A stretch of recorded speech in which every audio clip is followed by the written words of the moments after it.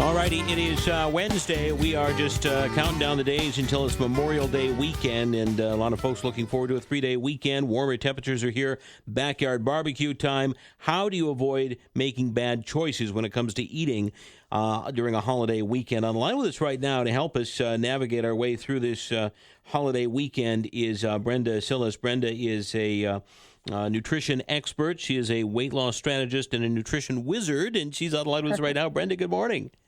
Hi, good morning. How are you? I'm doing well. First, just tell us a little bit about your background in health. Sure. Well, basically, I grew up very passionate about health. I started experimenting with macronutrients when I was 16, and that led me into getting a degree in health science, several certifications in nutrition, holistic health, and dietetics. And it's just, I worked in corporate wellness for the past 10 years with a personal trainer, a swimming instructor, a former bikini competitor. So I live and breathe this stuff. I guess so. So even people that that are trying to watch what they eat and try to make healthy choices all the time, they kind of give themselves permission on a holiday weekend to just eat whatever they want to eat and maybe make some bad choices. How do you avoid that? Absolutely. So I have 5 things that people can do to avoid that. The first one is avoid the save my calories for the party mentality, if you know what I mean. Yeah.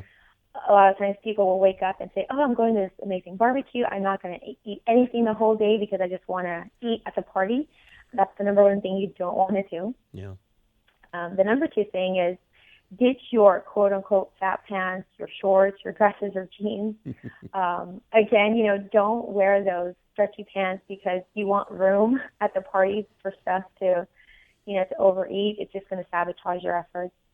The number 3 things is don't stand by the food. So a lot of times we go to a party and we're just kind of standing by the food and we pick at the food. Instead, just serve yourself a plate of everything you want to eat and then just remove yourself from the table. Yeah, a little thing called willpower, right? Exactly. If you're hosting a party, how do you make sure that you have things that are good for everybody? Because there are some people that are allergic to certain things. A lot of people are avoiding gluten anymore. How do you make sure that you've got healthy food for all your guests? The number one thing I say is keep it simple. Have a lot of options of food that just came from the earth. A lot of fruit, vegetables, grains that are naturally gluten-free, such as quinoa, and just make a salad bar. Just have a whole bunch of a variety of healthy foods and let people make their own dish that they can deal with their own food sensitivities. Yeah, and you always say avoid sugar. Why is sugar something that you should avoid?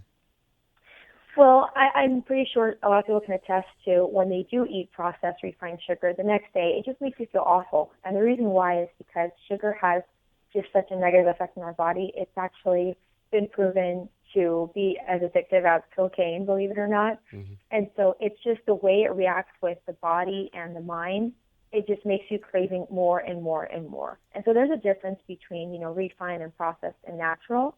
So the ones you want to stay away from is all the stuff you put in the donuts and the processed and the cakes and cookies. That's what you want to stay away from. So for a Memorial Day cookout or a party, how do you avoid serving sugar and still keep everybody happy? Well, here's the thing. Most people at a barbecue, it's like they have sugar overload. So instead, make a dessert what a dessert is supposed to be. Just have one item that's sweet, like one cake or one batch of cookies, not a batch of cookies and cake and pastries galore. Just, it's just a dessert. It's not a dessert table. Yeah, that makes sense.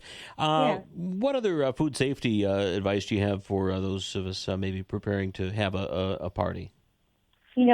Take it back old school. Just good old wash your hands. Every single time that you are going to be handling food, wash your hands. It's the number one way to prevent all kinds of germs and disease. And especially if you're going to be handling raw meat, like if you're going to be grilling, wash your hands not only before, but definitely after you handle the food as well. And just make sure stuff is refrigerated. Yep, absolutely. Like you said, old school, back to basics, all the stuff that we are exactly told from an early age to make sure that we do to stay healthy. Brenda, where can we find you online if we want more information? BrendaCS.com. That's the best way to find me. I'm on Facebook as well, at Brenda CS. And I'm on Instagram, at Brenda CS, Pinterest, Brenda CS, YouTube, Brenda CS. So just if you Google me, Brenda CS, you'll find me. We'll find you everywhere. Well, Brenda, thanks for your time this morning. We appreciate it very much. You're so welcome. All right, take care. Bye now. Bye-bye.